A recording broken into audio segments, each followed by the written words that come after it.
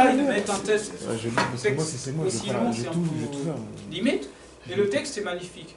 Que doit-on penser de ces hommes qui, privés aussi de tout, même des armes de combat, n'ayant ni arsenal, ni magasin, ni ambulance, faisant des trentaines de kilomètres par jour, sans ratio, le plus souvent déguenillés, disputant aux ronces les lambeaux de leur chair, trouvèrent pourtant en leurs armes la force de persévérer dans leur noble entreprise, de résister aux meilleures troupes de l'Europe et de les chasser enfin du sol haïtien, lavé pour jamais de la souillure de l'esclavage.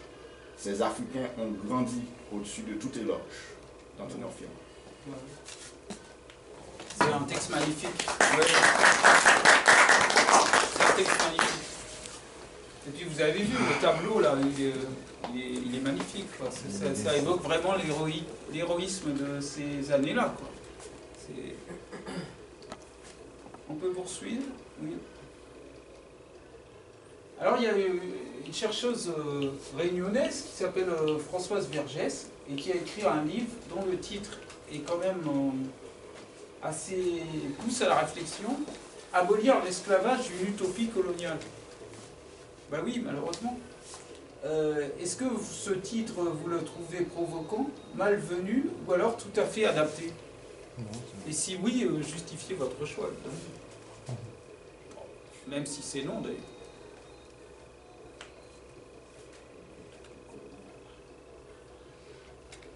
C'est-à-dire abolir l'esclavage. A priori, abolir l'esclavage, c'est quelque chose de positif. Ça amène à une libération. Et elle considère que c'est une utopie coloniale. Alors, oui. Moi, j'ai seulement une question. Enfin, c'est une utopie pour qui? Pour eux ou pour nous, en fait? C'est ça que je comprends pas, en fait. C'est une utopie pour... En fait, ce qu'elle veut dire, c'est que... je vais être un peu schématique parce que c'est pas vraiment ce qu'elle dit. Mais pour faire simple et court, je dirais que c'est comme si elle disait qu'avant l'esclavage et après, c'est pareil. C'est-à-dire, puisque, c'est pas ce qu'elle dit, bien sûr, c'est pas ce qu'elle veut dire. Mais avant l'esclavage, ben c'est l'esclavage. Pendant l'esclavage, c'est l'esclavage. Après l'esclavage, on rentre directement dans le schéma de la guerre coloniale et de conquête. Pour asservir les gens, non plus les déporter, mais les asservir chez eux. Économiquement. Donc les gens vont être à nouveau en servitude, ont peut-être une autre forme de servitude, il y a des degrés dans la servitude, mais ils vont être encore asservis d'une certaine façon, parce que privés de liberté, par exemple le travail forcé, le chemin de fer Congo-Océan, il y a beaucoup d'Africains qui sont morts dans le traçage du chemin de fer Congo-Océan, du temps de la colonisation, et bah, c'était du travail forcé. Et ils étaient sur le sol d'Afrique. Et pourtant l'esclavage avait été aboli. Donc c'est cette grande hypocrisie dont parle Françoise Vergès dans ce livre paru en 2001, malheureusement pour elle la même année que La férocité blanche de Rosa Amelia Plumel-Uribe, donc il a été peut-être un peu occulté par le livre très important de Rosa Amelia Plumel-Uribe. Mais son livre est très intéressant parce qu'il montre que la politique humanitaire menée actuellement par la France ou par d'autres pays occidentaux s'appuie sur une idée de faire bénéficier tous les peuples d'une certaine forme de liberté qui a quelque chose à voir avec la pitié, qui a quelque chose à voir avec l'interventionnisme et qui a quelque chose à voir avec beaucoup d'hypocrisie. Et que la preuve, c'est que le discours que Victor Hugo avait tenu en France à l'occasion d'une commémoration de l'abolition de l'esclavage, je ne sais plus en quelle année, si c'était j'ai peur de dire des bêtises, eh bien c'était un discours amenant à la colonisation de l'Afrique et de dire qu'on allait prendre possession de ce monstrueux calme, c'est comme ça qu'il appelait l'Afrique, et que la terre de l'Afrique appartenait à qui? À personne. Dieu vous offre l'Afrique, quoi l'hiver, c'est ce que... Voilà, c'était ça, voilà. Donc un discours à la commémoration de l'abolition de l'esclavage qui pousse à la colonisation de l'Afrique et à l'expropriation des Africains. Et c'est de cela dont parle Françoise Vergès dans son livre. Ouais, en fait, c'est la pierre, c'est vraiment leur... c'est leur mode de fonctionnement, donc forcément c'est utopique, c'est sûr. Ils ne peuvent pas se détacher de ce fonctionnement-là, en fait. Bien sûr, c'est ça. Tout est basé sur ça pour eux, c'est comme ça qu'ils ont construit leur système, donc elle a raison, quoi, c'est complètement utopique. Ouais. Bon, on peut poursuivre. Alors, la philosophie des élites, c'est un peu méchant ce que je veux dire pour le personnage d'Alexandre Dumas, par ailleurs très brillant, très grand écrivain, d'ascendance kabyle lui aussi d'ailleurs, parce qu'il est le fils du général Dumas, lui-même fils d'une femme haïtienne africaine. Et donc la philosophie des élites, ambiguïté, compromission. Moi, ce qui me choque dans la biographie d'Alexandre Dumas père, Alexandre Dumas père, c'est son amitié avec le prince Napoléon. Donc à ce moment-là, c'est plus l'Empire, hein, je pense pas. Oui, bon, c'est vrai qu'il y a eu aussi Napoléon III. Bon, il y a eu ensuite la restauration de la royauté à l'époque de Dumas. Mais ce qui me choque, il y a eu la République. Ce qui me choque, c'est cette amitié avec le prince Napoléon, alors que Napoléon Bonaparte est à l'origine de la déchéance de son père, son PA. Donc le père de Alexandre Dumas, le père de l'auteur des Trois Mousquetaires, était un général de l'armée française, d'ascendance française et haïtienne. Et ce général, le général Dumas, était un guerrier très intrépide, notamment dans la campagne des Alpes contre les Italiens, et aussi durant la campagne d'Égypte et d'autres campagnes militaires. Mais Napoléon était jaloux de lui. C'était un homme de très haute taille, un grand guerrier. Et Napoléon était jaloux de lui, et surtout lors de la campagne d'Égypte, le général Dumas a considéré que Bonaparte voulait se servir de la guerre pour assouvir ses ambitions personnelles. Donc ils ont commencé à discuter entre généraux, et Bonaparte l'a mal pris, et de toute façon l'expédition d'Égypte s'est terminée en une forme de désastre pour l'armée française, puisqu'ils ont été vaincus par la flotte anglaise avec l'amiral Nelson, et ils ont été obligés de revenir, et puis ils ont été surtout malades de maladies qu'ils ne connaissaient pas en France, et ils n'ont pas supporté le climat aussi. Et donc, en revenant, le général Dumas a été prisonnier par les Italiens à Naples, en revenant par les propres moyens. Il a été empoisonné par les Italiens à Naples, en prison, et c'est ce qui a sans doute donné à son fils plus tard l'idée des aventures du comte de Monte Cristo, notamment quand il est enfermé au château d'If au large de Marseille. Et le général Dumas, lorsqu'il est revenu et que Napoléon a rétabli l'esclavage, il est revenu malade de sa captivité en Italie et est devenu empereur des Français. Napoléon a fait en sorte que le général Dumas puisse plus percevoir sa solde de général. Donc il a vécu dans la pauvreté. Heureusement que sa belle famille a subvenu à ses besoins. Et à un moment, Napoléon a essayé de le tenter pour lui demander d'aller mater la rébellion des Haïtiens. Et comment le général Dumas lui a répondu: je n'irai pas faire porter les fers ou le déshonneur à des hommes de ma race. Il a refusé. Et évidemment, il a terminé sa vie dans la pauvreté, et puis il était malade puisqu'il avait été empoisonné en Italie. Et son fils a quand même nourri une amitié pour faire des voyages avec un prince de la famille Napoléon. Donc je trouve que ça évoque vraiment la compromission des élites, des élites intellectuelles dont on fait la promotion aujourd'hui, c'est-à-dire la corruption, la compromission. Voilà, je trouve que c'est ce qu'on trouve. On parlait de certains auteurs comme Alain Mabankou qui font le jeu du système, qui essayent de culpabiliser les Africains. Et puis on parlait aussi des élites tout à l'heure avec la surfrancisation. Je ne sais pas si ceux qui sont dans la surfrancisation, ils y croient vraiment, ils jouent un rôle. Peut-être qu'ils y croient parce qu'il y a des extrémistes, mais c'est cette fameuse compromission des élites. Et bien qu'étant très doué, Alexandre Dumas était peut-être le plus grand écrivain français, il y avait peut-être ce manque de vision. Mais par ailleurs, c'est un grand écrivain. Donc on peut continuer. Et oui, parce qu'à partir de 1885, c'est la défaite des idées européennes, avec Anténor Firmin. Donc la Mahat a tranché. Mais ça, c'est sur le terrain des idées. On peut gagner sur le terrain des idées et perdre sur le terrain militaire, qui coïncide avec la victoire militaire de l'Occident en Afrique, la conférence de Berlin. Dès lors, jusqu'à aujourd'hui, l'opportunisme devient l'idéologie officielle de toutes les élites africaines et afro-descendantes. Extravertie, opportunisme et assimilation avec la future catégorie coloniale des évolués. Ce qu'on appelle les évolués, c'est-à-dire ceux qui ont vu la lumière de la civilisation européenne. Donc je ne sais pas si après ce qu'on a vu tout à l'heure, on peut encore parler de lumière avec le même enthousiasme. On peut poursuivre. À l'aide de ce que vous savez de l'histoire coloniale et du mouvement de la Renaissance africaine, classez les noms des personnalités suivantes dans une de ces trois catégories. Petit A, politique d'assimilation et de collaboration. Senghor. Ça va vite. Ah ouais, je suis pas encore chaud. Petit B, travail de protestation, mais dans un cadre assimilationniste.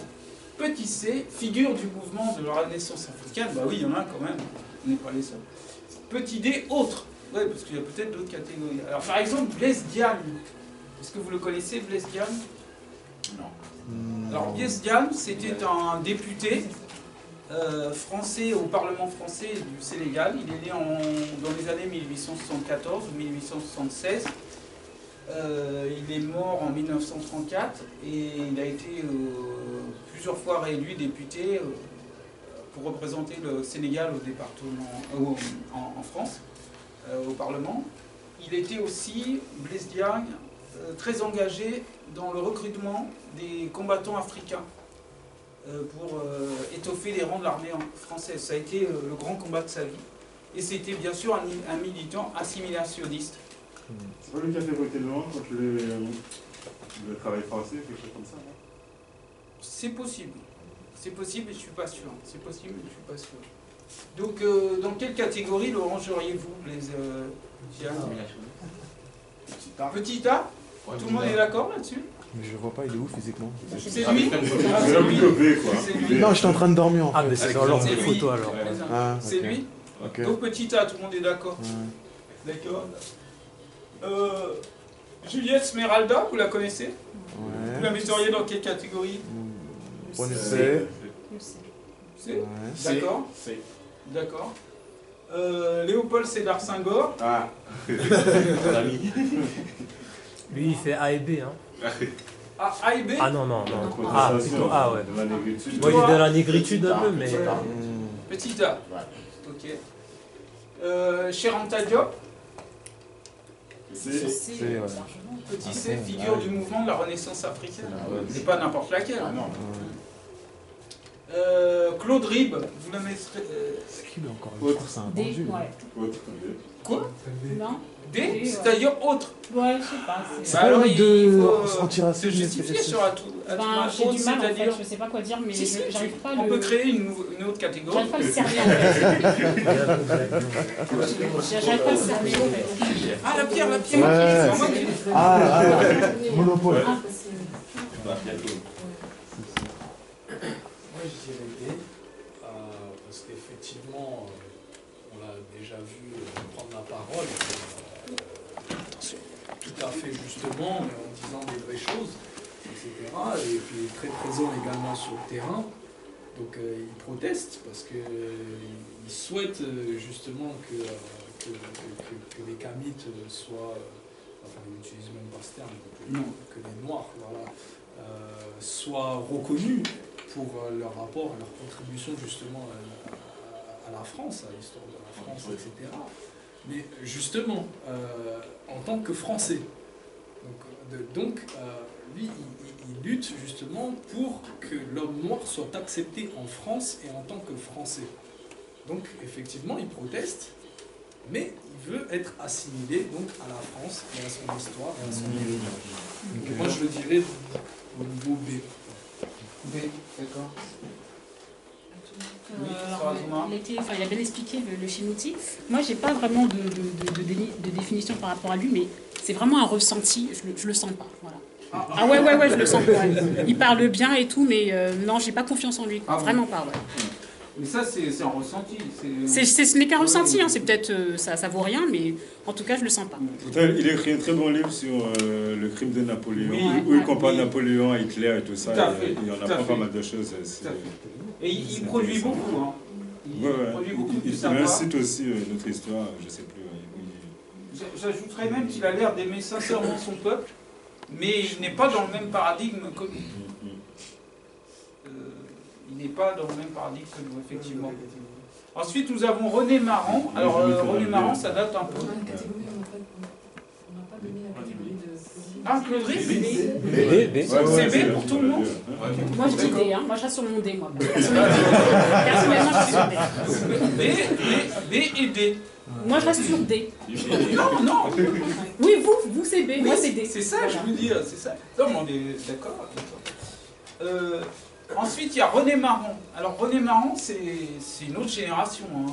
Il a été prix Goncourt en 1921 avec son roman Batouala. Et il s'est fait insulter. Hein. Pourtant, il est... Ah non, j'allais dire, pourtant, il est... J'allais vous mettre sur la voie. Donc, il s'est fait insulter. J'enlève le pourtant, il est. Et c'est aussi le biographe du Guesclin. Hein. Quand j'ai voulu me renseigner encore un peu plus sur du Guesclin, j'ai lu sa biographie, publiée en 1900. Donc, il est guyanais d'origine. Il a été fonctionnaire colonial en Afrique. Et bah oui, je suis obligé de dire qu'il est plutôt assimilationniste, hein, René Maran. Il a écrit un livre qui s'appelle Un homme comme les autres. Alors, qui sont les autres? J'aimerais bien savoir.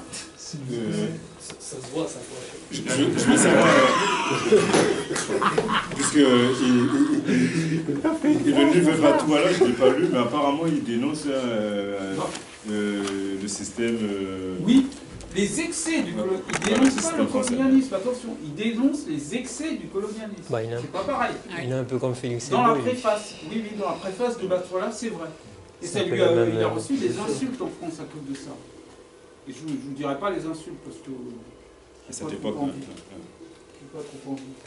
Et alors, dans quelle catégorie mettons? Assimilationniste. Pardon? B. B.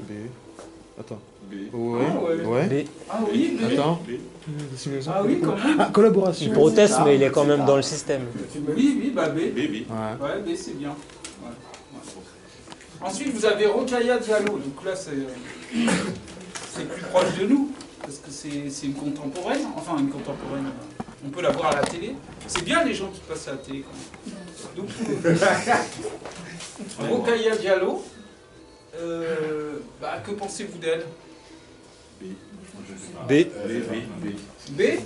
Je connais pas son ce qu'elle fait. Déjà, elle passe à la télé, ça me parle pas. C'est une militante qui a eu l'insigne privilège de pouvoir rencontrer le Black Caucus quand elle a fait son voyage aux États-Unis. Et qui est donc le mouvement de lobbyistes noirs. Et qui passe beaucoup à la télé française. Serait tombée, tu suis un peu plus son parcours que moi. Elle a été invitée par le secrétaire d'État américain. Déjà, j'ai pas confiance. À l'époque, en fait, c'était Hillary Clinton. Elle, avec d'autres associations en fait, qui opéraient au niveau de l'Île-de-France, ont été reçus et cooptés pour représenter la communauté camite en France, pas africaine en France. Et financé, oui. Donc elles sont plutôt un peu En fait, c'est des assimilationnistes. intégrationnistes. Ils veulent instaurer le même système qu'aux États-Unis. Ah ouais? Les intégrationnistes, Elle est un peu black blamber, elle, donc. Oui, la pierre. Oui. Ah oui. Moi, j'ai peur que ce genre de personnage, justement, il y a trop de choses autour, là. C'est trop facile, ces entrées, la et compagnie. J'ai peur que ce soit le genre de personne qu'on place, en fait, pour nous endormir, en fait, vous voyez? Qu'on dit, voilà, on vous a mis un représentant qui est un peu pour vous et qui est là pour vous représenter. Moi, j'ai pas confiance, je la mets dans D. Voilà. Déjà, elle n'est pas dans la tradition kamite, donc voilà, c'est pas qu'on est. Il y a le frère Bozé Jimmy qui a fait plusieurs Black Caucus aussi. Oui, oui, tout à fait. Donc, pour nous, c'est pas exceptionnel, quoi. Hein. D'accord. Ah oui. Voilà, Bozé Jimmy de la Guadeloupe, il fait des émissions même où ça passe. Il a été dans plusieurs Black Je savais Caucus. pas. Puis il avait rencontré l'acteur, là. Ah ouais. Danny Glover. Danny Glover. Ouais. Ah oui. Donc vous la mettez D, Moi, D, D, D ou B. Elle peut occuper B et D en même temps. Ça. Voilà. C'est ça. Maintenant, Simon Kimbangu, que certains appellent le prophète Simon Kimbangu. Et là, spécial dédicace pour le Chénouti Amélie. Donc si tu peux décrire un petit peu la vie de Simon Kimbangu. Je ne connais pas assez bien Simon Kimbangu pour vraiment réciter sa vie.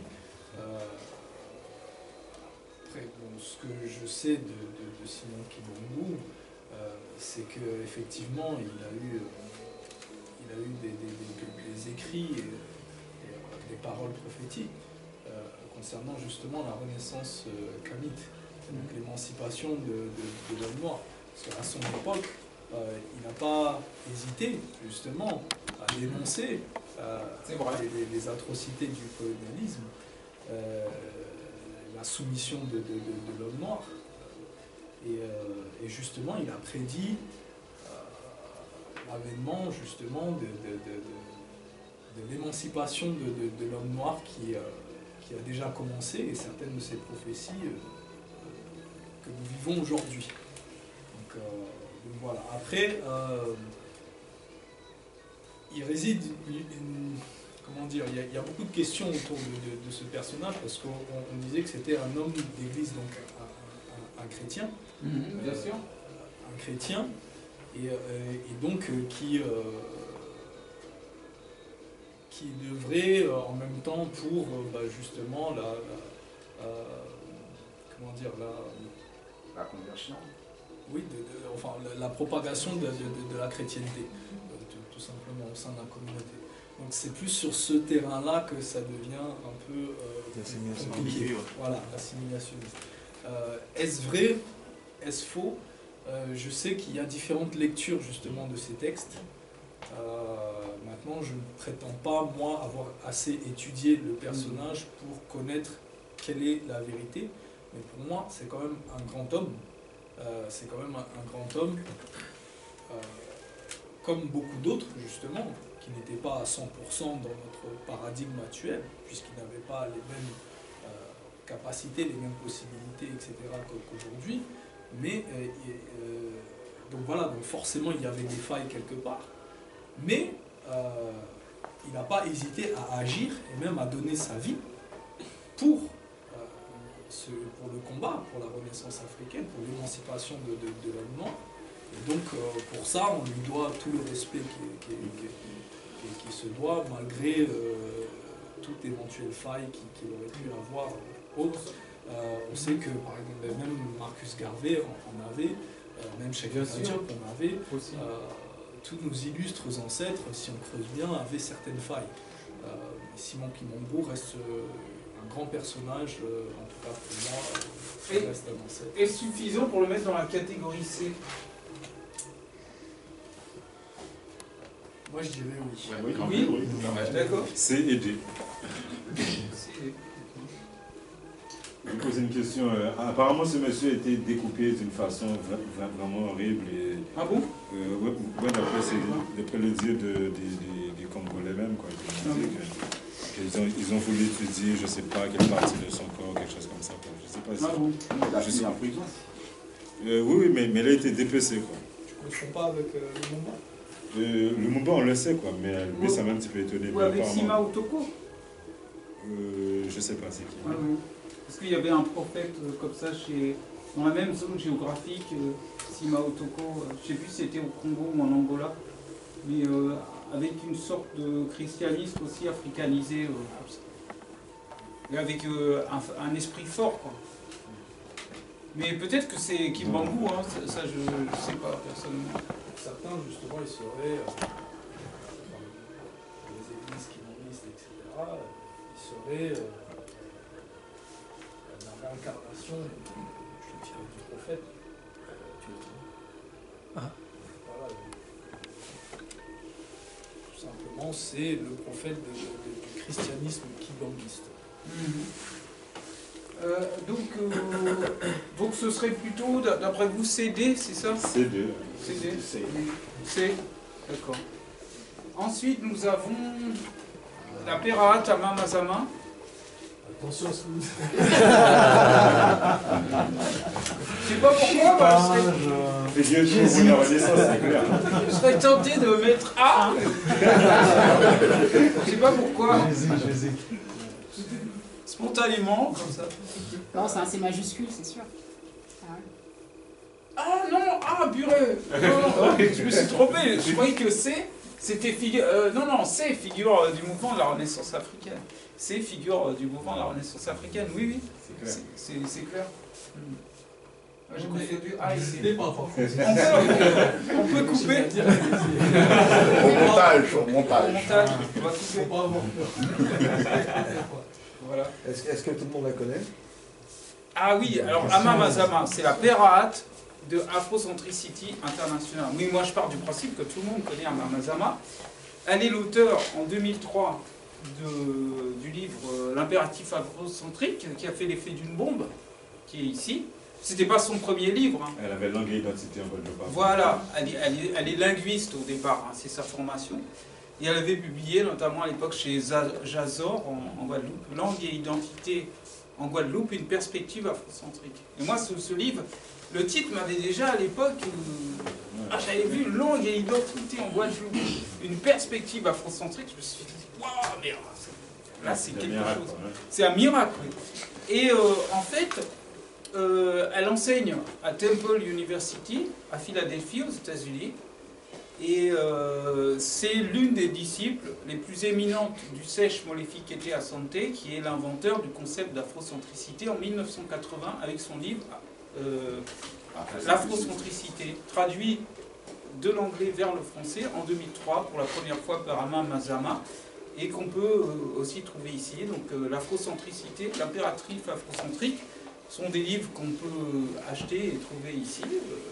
Donc le stand derrière lequel se trouve le chef Mouti Ameni. Et c'est quelqu'un qui fait des recherches, qui, avec le Sèche Molefi, au département d'études africaines de Temple, il forme chaque année beaucoup d'Africains du continent et de la diaspora aux études africaines. Et l'intérêt de l'afrocentricité, c'est qu'elle part, cette philosophie part du principe que du fait de la colonisation, de l'esclavage et de l'assimilation culturelle qui en a résulté, les Africains et Africaines ont été décentrés, c'est-à-dire éloignés de leur centre philosophique, culturel et spirituel, et que la solution consiste à se remettre en bon ordre de bataille, qu'il s'agit des Africains du continent ou de la diaspora, pour se réapproprier leur patrimoine spirituel, culturel et historique, pour arriver à une renaissance en se basant sur des notions qui sont centrales pour eux, et enfin cesser d'être un renvoi en bas de page dans l'agenda de quelqu'un d'autre. Voilà, en gros c'est ça, l'afrocentricité.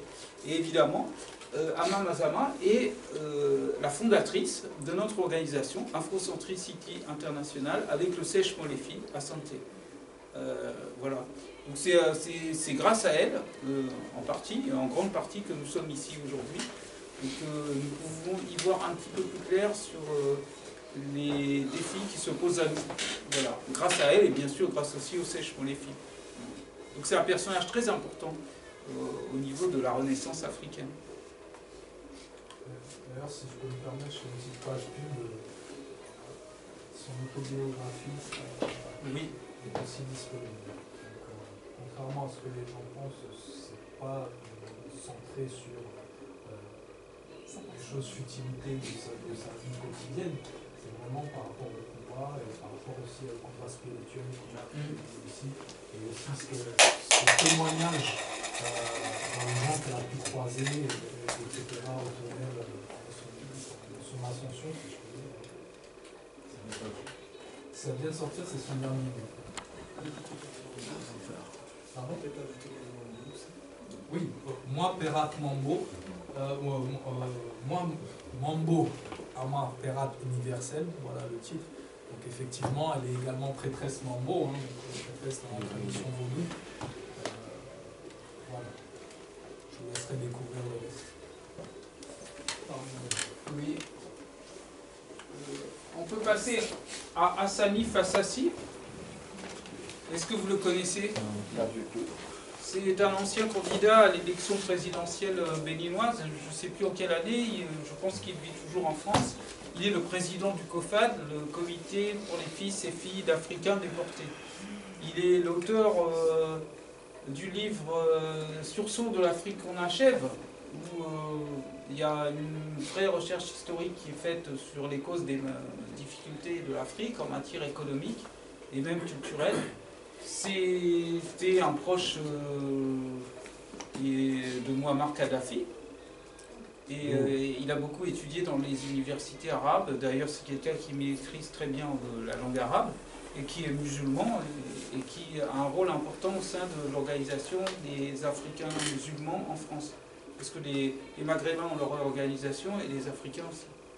Et il est aussi président du COFAD, les collectifs fils et filles d'Africains déportés. Donc il dénonce le racisme, le colonialisme. Il se permet aussi quelques critiques envers le monde arabo-musulman, puisqu'il appelle ceux qui ont mis les Africains en esclavage des iblissillons. Dans sa vision, Iblis c'est le diable, donc c'est des disciples du diable, Iblis. Mais il est très influencé évidemment par la culture musulmane, vu son cursus. Voilà, même s'il est le fils aussi d'une prêtresse vaudou. Mais son père est béninois aussi et musulman. Donc il a embrassé plutôt la religion de son père. Voilà. Donc dans quelle catégorie pourrait-on le mettre? B. A peut-être. Aussi, oui. D, hein. Ah, carrément. D, non. Là, je sais pas. B, c'est ça, c'est travail de protestation, mais dans un cas d'assimilationnisme. Bah oui, c'est pas assimilé à la culture française, mais du coup, c'est la culture arabo-musulmane. Ok, d'accord. Ensuite, nous avons Kalala, non, pas Jean-Philippe, Kalala Niusire. Kalala Niusire, c'est ça, au Motunde. Ah ouais? Ça a changé? Oui, oui. Ah, il est passé, hein. Ok. Oui, c'est plus Jean-Philippe. Ah oui, ok, ah, d'accord, il s'est fait initier alors. C'est ça? Ah, je sais pas. Je sais pas. Donc, auteur de Manuel des humanités classiques africaines, auteur de l'origine négro-africaine du savoir grec, ça c'était son premier livre publié en 2000. Il était chargé de cours à l'Institut Africamat, on s'en souvient. Il faisait pas mal de vidéos dans le cadre de la chaîne 3A Télé-Sud, les rendez-vous du Club Ménébuc, grand vulgarisateur du savoir kamite et aussi spécialiste de la mise en servitude des Africains par les Européens et par les puissances esclavagistes musulmanes. Donc il a étudié tout ça et il a essayé de vulgariser et jusqu'à présent il continue. Donc dans quelle catégorie le metteriez-vous? C. C'est-à-dire figure du mouvement de la Renaissance africaine. Voilà, comme la Ferrat à Mamazama, comme Juliette Smeralda, chez Antadio. Tout à fait. Et ensuite, comme disent les Américains, last but not least, le dernier mais pas le moindre, le Sèche Moléfi. Vous le metteriez dans quelle catégorie? Donc, on l'a présenté tout à l'heure. J'hésite un peu. Hein. C'est ça, donc c'est le C. Voilà. Ok. Bah, on peut poursuivre. Il restait deux. Il reste deux. Oui, mais... Ah, tu les as pas mis, c'est pour ça? Ah oui, il y a la brigade anti-négrophobie, la brigade anti-négrophobie, qui milite beaucoup tout seul pour un respect qu'on nous doit, avec une façon assez martiale et qui force l'admiration, assez militaire. C'est pas le dieu Mars, puisque nous on n'est pas des Romains, mais une façon assez zoulou. Mais c'est les Français hein, quand même. Hein. On est en France. Dans quelle catégorie vous... Oui, travail de protestation, mais dans un cas assimilationniste. D'accord. Nous avons aussi le CRAN, le Conseil représentatif des associations noires. Ils sont représentatifs. Oh là là. Autoproclame. Ouais, oui, c'est ça, parce que ces gens-là, ils n'ont aucune légitimité. C'est A. C'est A, carrément. Ah, vous êtes dur?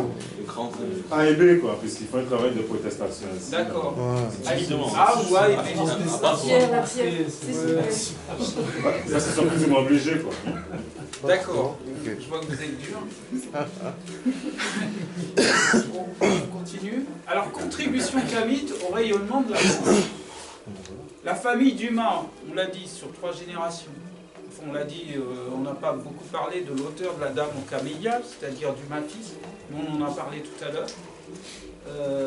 Blaise Diane, Léopold Sédar Senghor, parce qu'il était même membre de l'Académie française à la fin de sa vie.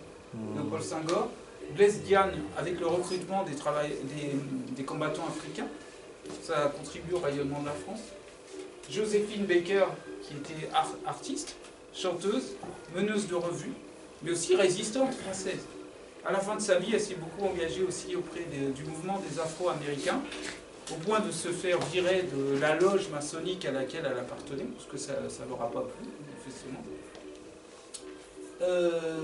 Nous avons Raoul Georges Nicolo, né au Gosier en Guadeloupe. C'est à lui qu'on doit la réception de plusieurs chaînes sur un même téléviseur avec le système PAL-SECAM. Donc si on a Nadine Morano qui dit des bêtises sur une chaîne, on peut zapper grâce à nos frères. Avant lui, on aurait eu une seule chaîne. C'est pas lui la fusée aussi, non? Le programme nucléaire. Oui, pardon, ouais. C'est moins bien ça. Ouais. Mais bon, il faut le dire aussi, il a participé au programme nucléaire français. Nous avons Yannick Noah, qu'on ne présente plus. Monsieur Slogui. Donc il ne faut pas dire du mal de Yannick Noah, c'est un peu comme Charlie. Hein, je veux dire, nous sommes tous Charlie, nous sommes tous Yannick Noah. Voilà, c'est comme ça. Nous avons Christiane Taubira. Alors pourquoi j'ai mis Christiane Taubira?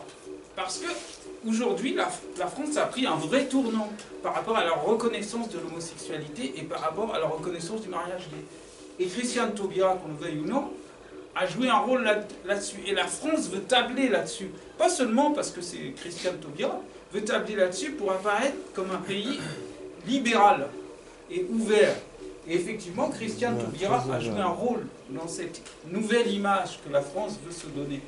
Donc tous ces gens-là ont aidé à façonner différentes images de la France. L'image combattante avec Blaise Diagne, les troupes noires, la fameuse force noire dont parlait le général Mangin pendant la guerre 14-18, il parlait de la force noire. Nous, on préfère la force kamite à la force noire. La force noire est très obéissante, elle se fait tuer pour des guerres qui ne la regardent pas. Alors que la force kamite, c'est peut-être celle de Dessalines, elle est un peu plus indépendante, c'est celle de Ménélique, nous, c'est celle de Yamessou, c'est celle de Yamessou. Voilà, nous, on préfère la force kamite à la force noire. On peut poursuivre? Alors la force noire ou la force kamite, alors les stéréotypes, vérité et mensonge, stéréotype c'est la force noire, celle dont parle Laurent Blanc, que les joueurs... Est-ce que c'était Laurent Blanc qui disait que les joueurs... C'est Willy Sagnol. Ah, désolé. Donc c'était Willy Sagnol qui disait donc, que les joueurs noirs étaient plus physiques que les joueurs blancs et que les autres joueurs étaient plus techniques. Donc ça rejoint l'idée un peu du général Mangin pendant la guerre 14-18 qui utilisait les troupes africaines et qui parlait de la force noire. On est juste physique, la chair à canon. Donc tu joues au foot, tu prends des coups et puis le commentateur sportif il dit mais joue! Si c'est Zidane, il ne va pas dire joue. Hein. Zidane, il peut même donner son coup de tête et tout le monde va lui pardonner. Tant pis si la France perd la finale à cause de lui, c'est pas grave. Mais Benzema, qui est un peu plus proche de ce teint-là, il aurait fait la même chose que Zidane, il aurait été vomi par la presse. Parce que Zidane, bien que né, ou peut-être venant de... Il a le teint de certains Kabyles. Donc il se rapproche de celui de certains Français. Et donc il peut donner un coup de boule, il peut faire tout ce qu'il veut, il peut même brûler le filet, il n'y a pas de problème, on lui pardonne, c'est Zizou. Mais Benzema qui est comme ça, ou même si Thuram faisait ça, alors là il y a un problème. Hein. Docteur, donc, on voit qu'il y a vraiment... Anelka, mon gars, ça c'est un gars sûr. Anelka la fois. Oui, Anelka. Je regardais son dernier. Et donc on voit qu'il y a vraiment un souci. Donc c'est les stéréotypes. La vérité, c'est que les gens ont construit aussi la France en tant que combattants, en tant qu'artistes, en tant qu'inventeurs. Les stéréotypes, c'est que nous ne serions qu'une force brute. Voilà. Donc voilà, au moins il y a des Français reconnaissants. Le capitaine Choréré, mort héroïquement le 7 juin 1940, il y a tous les combattants d'Afrique noire qui ont versé leur sang pour la France. Bon, il y a quand même des gens reconnaissants. Voilà. On peut continuer? Oui. Je sais qui.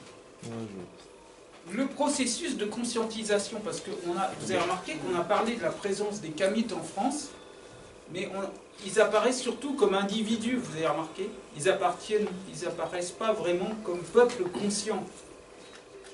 Parce que ce qu'on reconnaît souvent chez les Africains américains, c'est qu'ils apparaissent très tôt comme peuple conscient, malgré l'oppression. Mais nous sommes, tout ce que vous avez vu jusqu'à présent, c'est surtout des trajectoires individuelles.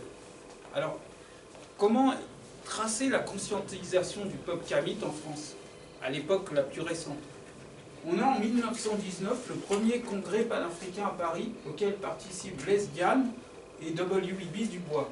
Je pense que Du Bois, stratégiquement, il s'est rapproché de Blaise Diagne parce que ça lui ouvrait des portes.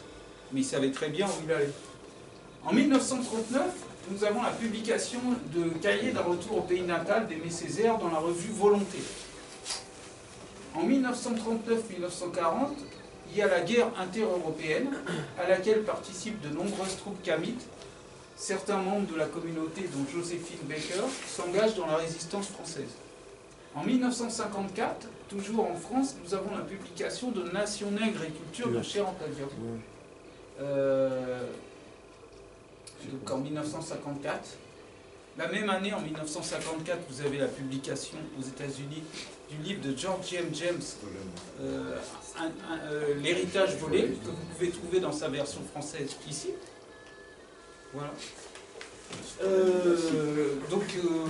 L'héritage volé rend compte du vol de la philosophie kémite par les Grecs, et Nation Nègre et Culture rend compte de l'origine, de l'antériorité des Kamites dans le monde, et du caractère fondamentalement africain noir de la civilisation de l'Égypte pharaonique, et de son influence ultérieure sur le monde méditerranéen et africain. Ensuite, donc c'était un livre très important, et on sait qu'à la soutenance de thèse, notamment de Cheikh Anta Diop, il y avait beaucoup, la salle était comble. Ouais. Et le jury même était un peu intimidé, parce que les gens sont venus massivement, et pas seulement les Sénégalais à mon avis. Et d'ailleurs, Aimé Césaire, quand il a eu le livre de Cheikh Anta Diop dans les mains, sur l'agriculture, il a fait le tour du tout Paris pour... C'était une vraie découverte. Malgré le fait qu'il ait écrit précédemment à ceux qui n'ont rien inventé, qui n'ont dompté... Mais il ne savait pas, quoi, il était sincère. Et l'œuvre de Césaire mérite, son œuvre poétique mérite d'être réétudiée parce qu'il y a une dimension que tout le monde n'a pas vue encore. Donc 1998, 23 mai, on y était avec La Sœur est tombée, le 23 mai 1998, marche pour le 150e anniversaire de l'abolition de l'esclavage, 40 000 Kamites défilent dans les rues de Paris, du jamais vu. Nous, on n'avait jamais vu ça. Je ne sais pas si tu y étais, frère Sana, peut-être? Non, non, tu y es. Il faut trop jeune. C'est gentil de le dire, mais c'est pas ça. 2003, création de l'Institut Africamat. C'est important, ça. On ne parle pas de Kéchisouba, là, pour la conscientisation. 2005, insurrection des cités périphériques kamito-sémites suite au décès de Zied Ebouna à Clichy-sous-Bois. C'est chez moi, c'est chez moi. Voilà. 26 novembre 2005, création du CRAN. 2012, première convention d'Afrocentricity internationale à Paris. C'était le grand meeting de l'Afrocentricité. Donc voilà le processus de conscientisation, conscience de la victoire, conscience de l'oppression. On aurait pu mettre d'autres dates dedans, mais ça aurait été trop chargé. Donc c'est toujours un choix un peu arbitraire, de toute façon. Mais... On a sauté une table ah bon 160 ah, pardon. Oui, oui.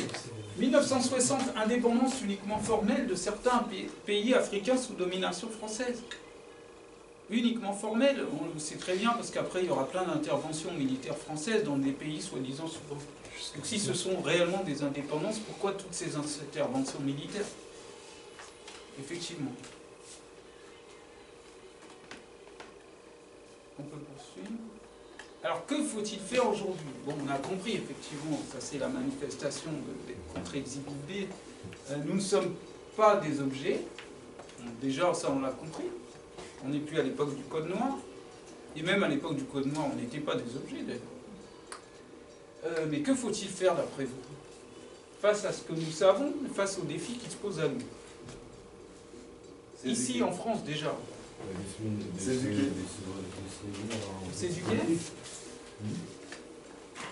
S'éduquer.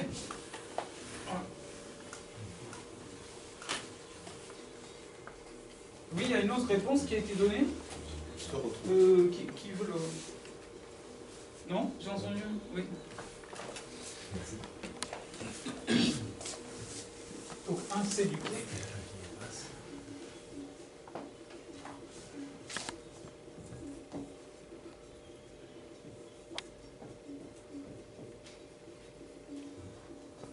S'éduquer.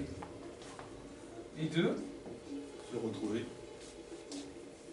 C'est-à-dire? Se retrouver, c'est-à-dire? Se réunir. Ouais. Se réunir Ouais. et se retrouver intérieurement. Ah, Aussi, se retrouver. ouais. Ah, c'est intéressant. Ouais, Se retrouver.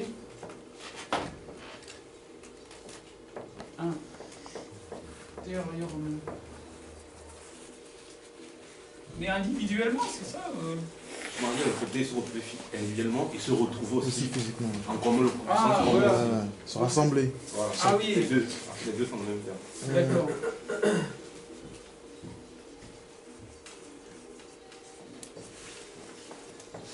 D'accord. Quoi d'autre? Qu'est-ce qu'il faut faire d'autre? Justement, s'organiser. S'organiser. C'est la S'organiser.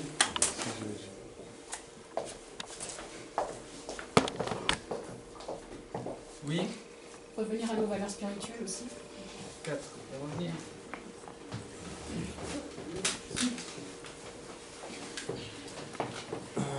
Qu'est-ce qu'il faut faire d'autre?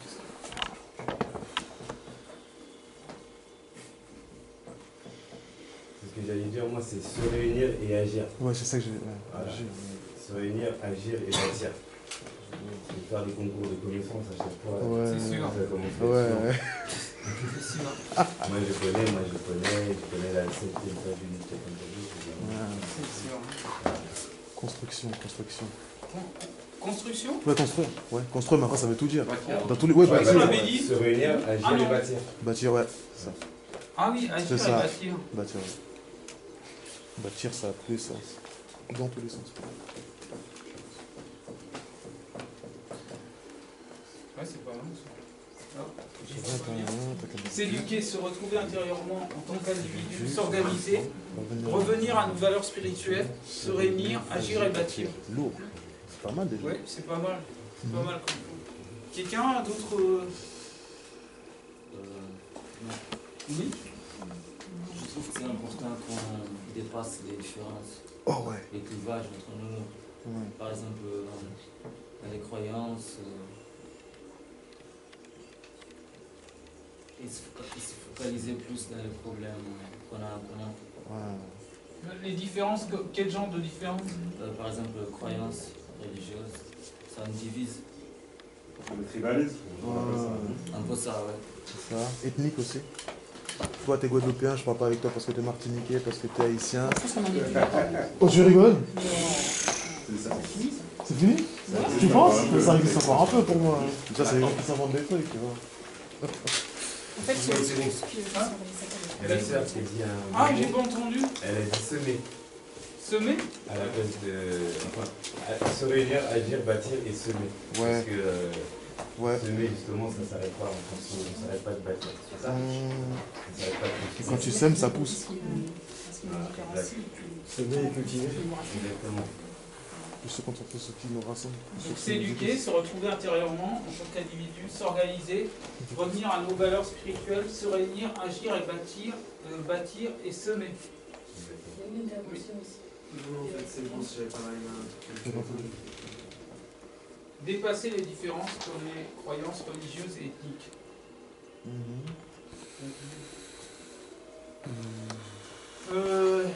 Alors nous, on avait réfléchi aussi à quelques réponses. On peut avancer.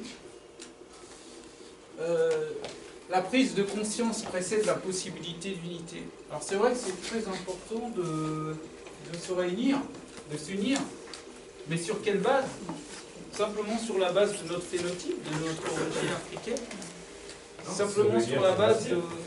Comment? Se réunir pour bâtir et semer. Parce que, ouais, oui, mais sur quelle base? Autour de quoi? Quelle vision du monde? Mais pour reconstruire notre paradigme biblique.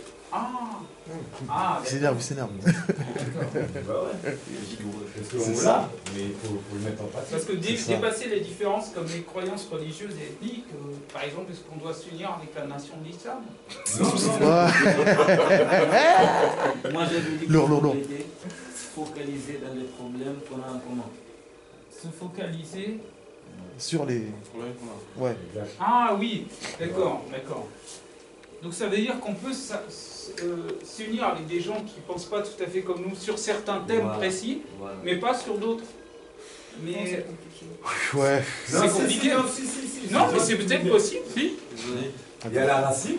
Oui. Mais après on peut ne pas être d'accord sur tous les autres branches. Voilà. Mais il y a la racine. Ouais. Voilà. La souffrance, on se met de... on s'organise. Dans la religion, il est impossible d'avoir qu'on se mette. D'accord. Tous d'accord, ouais. Ça c'est impossible. Bah, c'est tout à fait possible, puisque là où on est à peu près tous d'accord sur un tas de choses quand même. La pierre. Ah, pardon. Ah, ouais. Ah, c'est dans cette zone. Ah, c'est... Qui me parlait? Qui me parle? Être discipliné.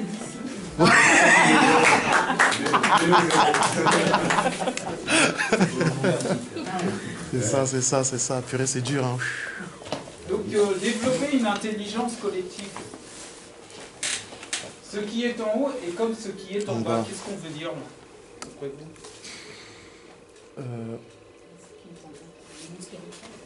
Oui, c'est ça. Ouais. Oui,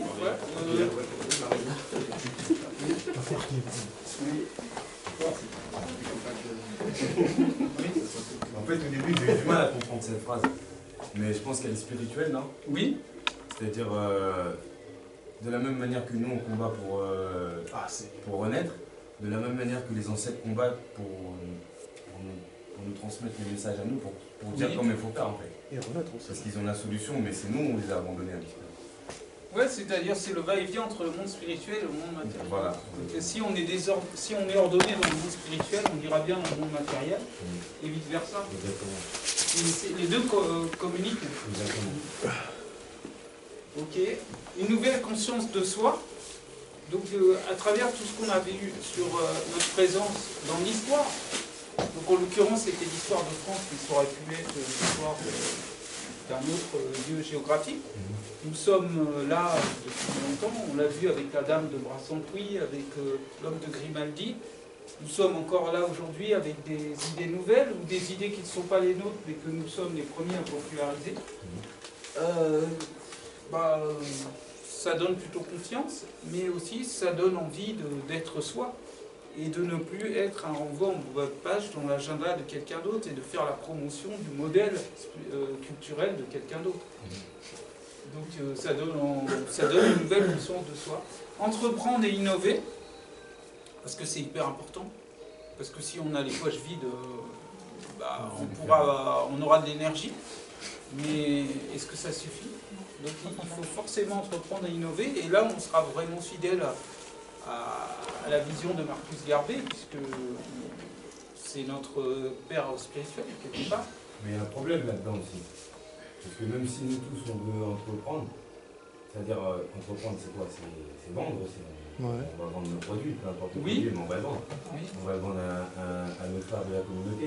Parce que tout le monde, peut-être pas seulement. Pas que. En tout cas, par exemple, je ne sais pas moi, oui, pas forcément. Mais tous les produits qu'on va faire demain, on va remarquer que c'est les locaux d'herbe ou les autres qui vont nous acheter parce que c'est eux qui ont l'argent. C'est pas grave. Non, mais justement, non, c'est pas grave.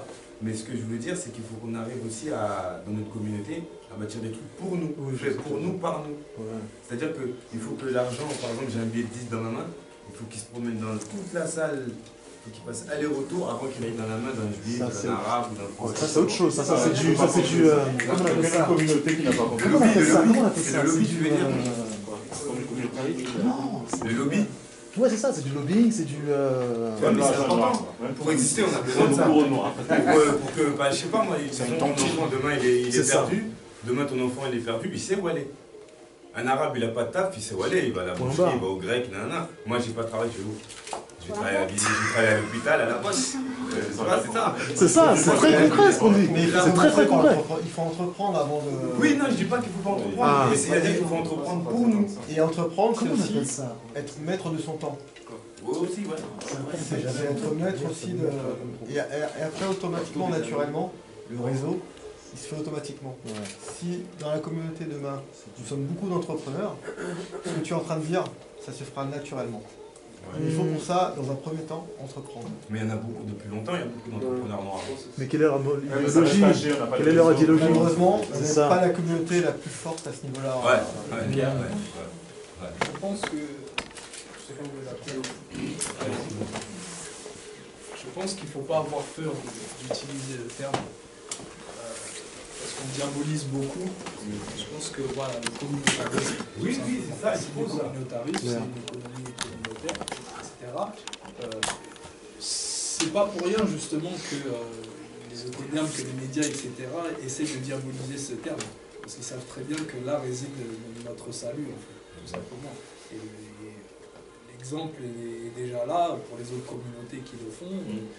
C'est pour ça qu'ils sont aussi respectés et qui prospèrent autant. Voire même qui commencent même à dominer pour certains, c'est à travers le communautarisme. Donc ils essaient de diaboliser justement ce terme pour pas qu'on l'utilise et pour pas qu'on rentre là-dedans. Mais c'est ce qu'il nous faut, c'est la solution qu'il nous faut. Et puis c'est quelque chose de naturel en rien, c'est quelque chose de négatif. Il y a une loi éternelle qui existe et qui existera toujours, c'est qui se ressemble, s'assemble tout simplement. Donc voilà, c'est notre solution également. Vous avez vu un lion faire équipe avec un bâtonnier? On est d'accord. Donc, juste pour appeler... Il est énervé lui là-bas.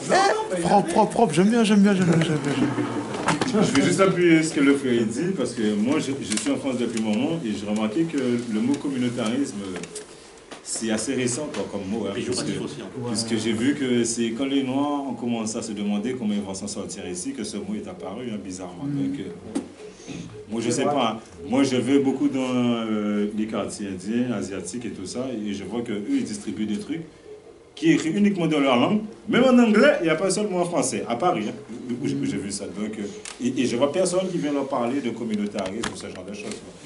Et c'est pareil pour les Chinois. Ils vont leur dire de dégager, normal. Moi clairement je me rabais. Ensuite, vous avez vu la dynamique du couple. On avait fait 2 cours sur le couple kamite. Alors la dynamique du couple, c'est important. Peut-être même qu'on aurait dû écrire la dynamite.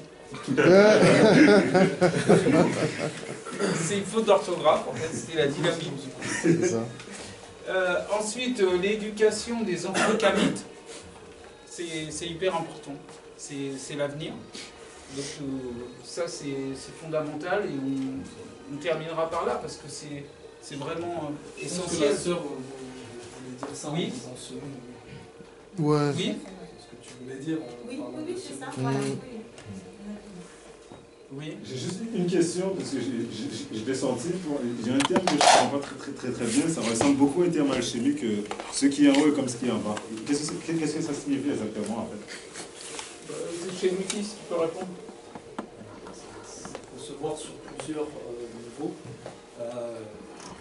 Dans nos traditions, tout est lié et tout est interdépendant. Ça veut dire que, par exemple, nos actes sur Terre sont également liés, par exemple, aux astres. Voilà. Donc ça, c'est une des liaisons possibles. C'était également donc, ce dont on parlait tout à l'heure avec le monde spirituel, c'est-à-dire que les esprits agissent, enfin sont dans la capacité d'agir en notre faveur si nous-mêmes nous sommes connectés avec eux et que nous agissons en leur faveur. C'est un rapport avec la chimie, quoi. Voilà, c'est ça. Et donc toute chose, même dans la physique, par exemple, les atomes, etc., se comportent d'une certaine manière qui est équivalente au mouvement des astres, etc.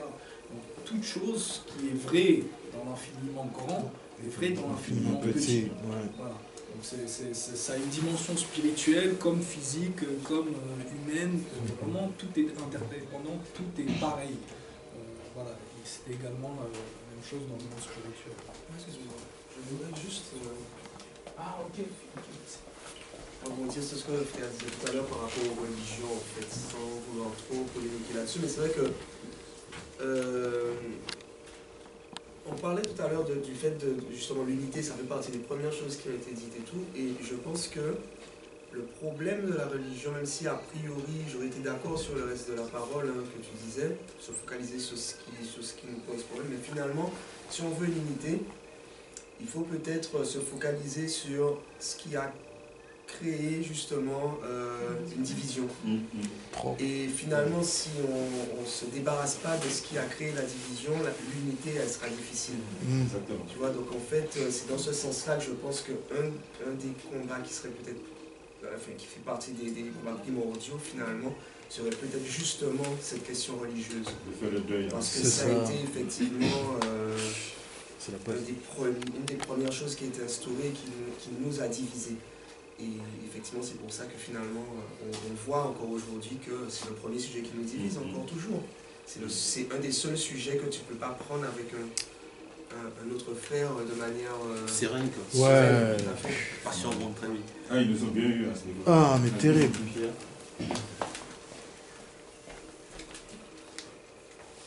Ouais, je comprends ce que tu dis, mais moi, à mon avis, si on veut donc la libération totale de notre peuple,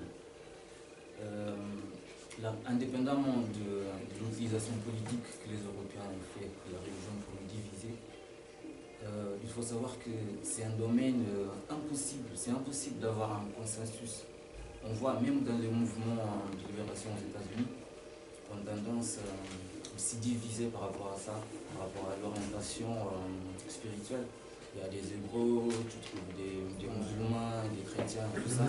Moi, je trouve qu'on est obligé de dépasser ça. Il faut vraiment toucher dans les points, par exemple, le manque de pouvoir politique, économique. Déjà, si on ne change pas les dynamiques de pouvoir matériel, parce que moi, je trouve que le côté matériel et économique, c'est fondamental, parce que si tu as le pouvoir matériel, tu peux donner la direction que tu veux à la spiritualité. Donc c'est juste ça que je voulais... Si je peux, il faut savoir que l'histoire de l'humanité, ce qui dirige l'humanité, qui dirige dans un énième degré la pensée humaine, c'est justement la spiritualité, c'est cette question religieuse. Et elle va tout déterminer par la suite. Donc ça veut dire que si tu es issu d'un paradigme religieux, d'un tel ou un autre, tous tes actes, tout le futur, tout ton projet futur est basé à partir de là. Et si effectivement on n'arrive pas à revenir sur un même paradigme religieux, forcément le plan futur dans la construction ne sera pas le même. Et même si on arrive à s'unir ensemble sur certains sujets, etc., on sera mené à un moment à se faire la guerre. Et c'est exactement ce qui se passe aujourd'hui. Par exemple, tu parlais des États-Unis, mais on peut aller sur le continent, en Centrafrique, etc., où on voit des Noirs se tuer parce qu'ils sont musulmans, parce qu'ils sont chrétiens, etc. etc. Là où on ne voit pas ça, justement, c'est dans nos propres traditions. Si on revient dans nos traditions, tu verras jamais quelqu'un qui est, par exemple, de la spiritualité vaudou, aller cracher sur quelqu'un qui est voilà, pauvre, etc. Parce qu'il y a une compréhension plus profonde des lois de la nature et de ce qui est divin, et des lois qui régissent tout ça. Il y a des points communs aussi. Voilà, il y a des points communs, etc. Il y a un socle commun à ça. Et si justement on ne fait pas cet effort-là, alors tous nos projets sont caducs. Parce qu'on en viendra forcément à un moment à se faire la guerre. Et déjà, c'est déjà le cas, et c'est même la raison pour laquelle on prend autant de retard pour s'émanciper et pour se relever face à l'ennemi réel qui est en face. Parce que, enfin, il faut même dire que ce que je viens de dire, je vais me corriger, je vais m'auto-corriger, c'est le premier ennemi réside en nous-mêmes. C'est notre sœur ou c'est nos frères à côté. Et justement, il faut aller chercher ce qui ne va pas entre nous. C'est pas d'essayer de changer l'adversaire, c'est de se changer soi-même. Le problème réside en nous. Et si justement on va dans ce sens-là et qu'on étudie bien la question, eh ben on en vient toujours à cette question religieuse, spirituelle, etc. Parce que c'est ce qui nous régit fondamentalement, c'est ça qui va dessiner tout notre futur et tout notre avenir. Certains, justement, ont voulu faire ce consensus et vouloir créer ces organisations en mettant de côté cet aspect religieux, etc. Voilà. Et c'est ce qu'on appelle justement le panafricanisme aujourd'hui. Et pourquoi est-ce que le panafricanisme a échoué en tant que tel? Parce que justement, ils n'ont pas respecté cette première règle, qui est que la conscience précède l'unité. Donc ça veut dire qu'à partir du moment où tu enlèves le chef de cette organisation de la tête, tout s'écroule. Et c'est ce qui s'est passé avec l'Unia de Marcus Garvey. Et c'est ce qui s'est passé également avec la Nation de l'Islam, c'est ce qui s'est passé avec beaucoup d'organisations, où justement, voilà, il y avait toujours des conflits internes, etc. Et au final, aucun résultat concret vraiment prometteur. Donc nous, au sein d'Afrocentrisme International, pourquoi est-ce que cette question religieuse est fondamentale? C'est notre premier pilier, parce qu'on a compris ça. On a compris que cette unité et la réelle renaissance africaine ne peut que se faire si on affronte cette question et qu'on règle ce problème justement de la religion. Après, je ne dis pas que dans le modèle, dans l'avenir, toutes les religions doivent être bannies d'Afrique, même si ce serait une solution, mais on ne peut pas interdire quelqu'un de faire quelque chose contre son propre gré. Sinon, on recommet les mêmes erreurs que les locodèrmes, c'est-à-dire le prosélytisme, la supériorité de pensée, etc. Non. Par contre, dans le modèle de société que l'on veut construire, il doit refléter justement notre propre paradigme, ce qui est endogène, ce qui vient de nous-mêmes, etc. Et on doit bannir tout ce qui est extérieur. Tout ce qui vient de l'étranger doit être banni dans notre plan de construction. On peut tirer des leçons des erreurs des autres, etc. Mais avec notre propre modèle de construction, qui vient de nous et qui est approprié pour nos propres problèmes. Parce que c'est nos problèmes, ce n'est pas les problèmes des autres, on n'est pas les mêmes, on a nos propres solutions, etc. Voilà. Et cet aspect religieux, justement, est très important. Et c'est ce qu'on a compris à Afrocentrisme International, que l'unité, enfin la conscience précède l'unité. Et cette conscience religieuse est très importante. Parce que sinon, sans quoi, on se fera toujours la guerre. Mais est-ce qu'on imagine le peuple le peuple arabe sans l'islam? Qu'est-ce que serait le peuple arabe sans l'islam? Le peuple juif sans le judaïsme? Un peuple divisé. Et qu'est-ce qu'est le peuple kamite sans la spiritualité kamite? Un peuple divisé, qui est ballotté par le vent.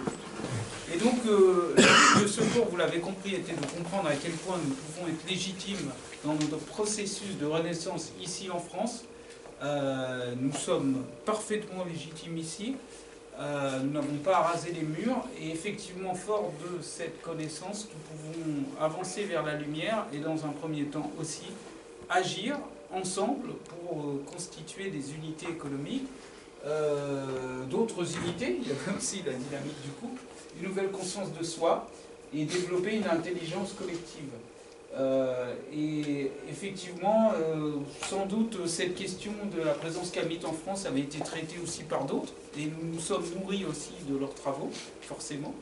Mais ça doit être un processus qui doit être récurrent de la même façon que le sèchement les filles s'appesantit sur l'étude de la société africaine-américaine, et de la même façon que nos cellules qui sont au Cameroun, ou même en Afrique du Sud ou au Zimbabwe, travaillent aussi sur le local.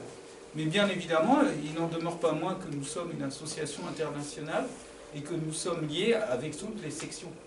Et notre objectif, c'est la prise en main des Africains de leur propre destin, fort de la connaissance de leur culture et de leurs héritages ancestraux. Et j'espère que ce cours d'aujourd'hui vous a permis d'avancer un petit peu plus dans cette direction, qui mêle savoir, connaissance et envie de renaître. Voilà. Donc merci d'avoir joué le jeu comme d'habitude.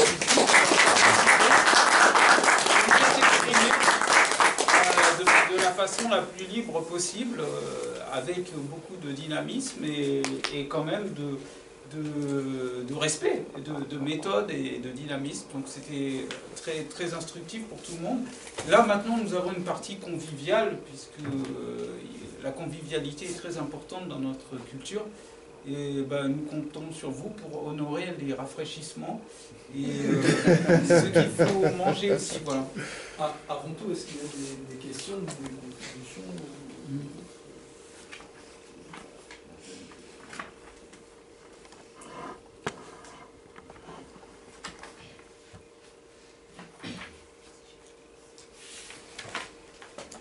Moi j'ai une question. Oui. Je sais. C'est quand est-ce qu'on commence à écrire sur le tableau là? Ça c'est la quand est-ce c'est du quai. De 1 jusqu'à 6. C'est du quai, on a déjà commencé. Non, tout ça. Tu pars d'en bas, agir. S'organiser plutôt. Il est chaud. Se réunir. Voilà. Ça c'est la deuxième mois. En fait, avoir l'habitude de se voir et on sait pourquoi on se voit, on fait ça. Parce qu'en fait, comment expliquer ça? Je suis obligé de redire tout le temps la même chose. En fait, avant, j'entendais l'union fait la force. Mais au jour d'aujourd'hui, moi, je pense pas que c'est vrai. Moi, je pense que c'est la force qui fait l'union. Quand les gens ils vont voir, qu'on se rassemble pour bâtir quelque chose de concret, vraiment concret, pas des paroles, là, les gens vont voir que, il y a quelque chose qui se fait. Disons, même le noir le plus égaré va dire, il y a quelque chose qui se fait. Donc là, il va venir à nous. Justement, à force de se voir, et vous avez vu aussi qu'il y a la partie convivialité. Dans la partie convivialité, il y a aussi l'échange d'informations individuelles, des affinités, et les gens peuvent échanger leurs coordonnées et parler entre eux de leurs projets. Ouais, mais on fait ça fait des années qu'on fait ça. Il n'y a jamais rien. C'est pas vrai, il y a des choses qui se font. C'est vrai, petit à petit, il y a des choses, comme par exemple apprendre à comprendre. Voilà. Donc il y a des choses qui se font. Je pense que ta question est très importante et justement elle permettra de pointer du doigt justement certains agissements au sein de la communauté. Trop peu justement osent réellement en parler, faute de froisser un tel. Mais il faut le dire, il y a un problème très lourd de leadership et de notoriété dans la communauté. Exactement. Tout le monde veut être leader. Tout le monde veut être des leaders. Tout le monde veut être conférencier. Tout le monde veut être à l'origine d'un projet ou d'un tel et veut manipuler les choses à sa manière. Moi, je suis d'accord avec ce que tu dis. Et ça, c'est un gros problème, justement. je sais pas si c'est peut-être psychologique, c'est peut-être dû à notre aliénation, au fait de vouloir être reconnu, voilà, de vouloir se faire une place dans la société, etc., avoir soif de notoriété. Voilà. C'est dans la Bible en fait, les gens ils ont gardé leur truc dans le religieux en fait, le côté religieux, c'est-à-dire qu'ils veulent avoir la page dans l'histoire. Ils veulent avoir un petit résumé où on parle d'eux, voilà, il a de l'affiche. Mais même hors contexte religieux, ça peut être social, parce qu'aujourd'hui, eh ben voilà, au niveau des médias, etc., enfin, on veut être des stars. On veut être des stars. Enfin, moi, étant jeune, je voulais être rappeur, je voulais être... voilà, etc. Il y en a d'autres, ils voulaient être acteurs. On veut être quelqu'un. On veut être quelqu'un, on veut être devant les autres, au-dessus des autres. Et c'est ça le problème. Alors, au bout d'un moment, justement, et ça fait partie de notre décolonisation mentale, des aliénations, c'est de revenir vers notre paradigme, notre héritage, enfin, de notre culture. L'individualisme n'existe pas, justement. Et c'est ça le problème, c'est qu'on agit comme des leucodermes lorsque justement on perd cette valeur-là. On rentre dans l'individualisme, on a envie de devenir quelqu'un, on a envie d'être au-dessus des autres, plutôt que justement de se concentrer sur le fait qu'on travaille pour les autres. Exactement. Et ça, c'est justement ce qu'il faut que change au niveau de la communauté, c'est l'altruisme. Voilà, c'est l'altruisme. Le terme qu'on cherche, c'est l'altruisme. Et c'est cette qualité-là qu'il nous faut dans le combat. Il faut qu'on arrête de penser qu'on va devenir des Malcolm X ou quoi que ce soit. D'ailleurs, moi j'ai toujours dit, s'il y a quelqu'un de plus qualifié que moi, etc., moi je suis prêt à m'effacer. D'ailleurs, je ne cherche même pas à devenir quelqu'un de public ou quoi que ce soit. Je veux que le travail soit fait sur le terrain. Et c'est ça le problème. C'est ça le problème, c'est qu'avec tout le bon fond que certains peuvent avoir et la bonne volonté, ils ont envie d'être à la tête du projet. Donc, ça crée une multitude d'organisations, de cellules comme ça, qui au final sont insignifiantes parce que elles pèsent pas lourd, elles n'ont pas beaucoup de membres, elles n'ont pas beaucoup de moyens, etc. Donc insignifiantes.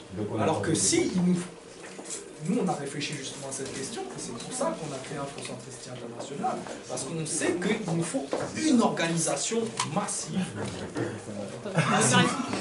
On cherche la qualité parce qu'on a dit bien que la conscience précède l'unité.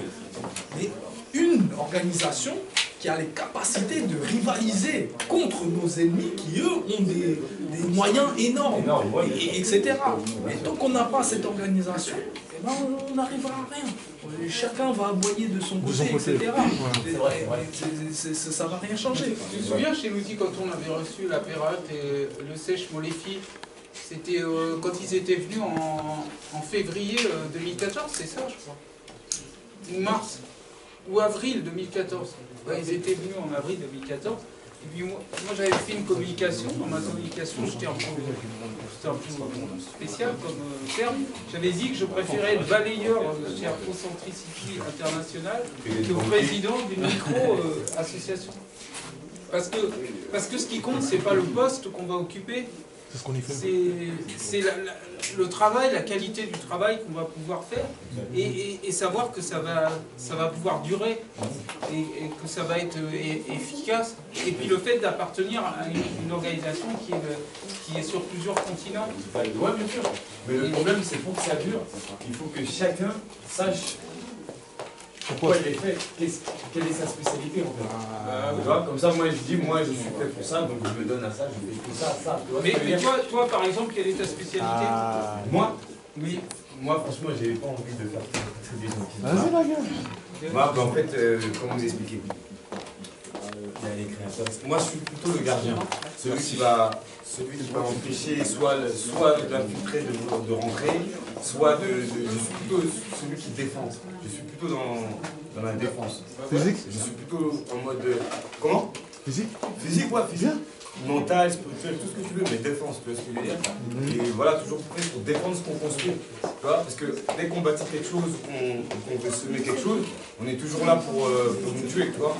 Et ça marche toujours, ils y arrivent toujours. Mais Parce dans qu'il n'y a ce pas cas- de protecteur. Il n'y Dans a ce pas cas-là, de il barrière. faut nous rejoindre chez Aïe.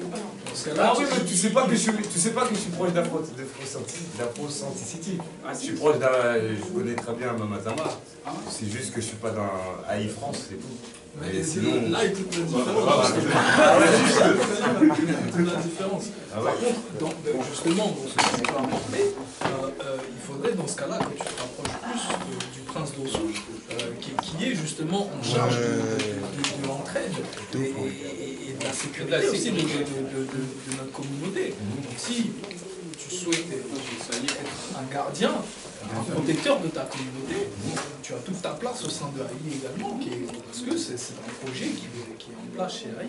Donc voilà, vous savez, j'ai souvent discuté avec certaines personnes de ce problème-là, et puis on est tombé d'accord.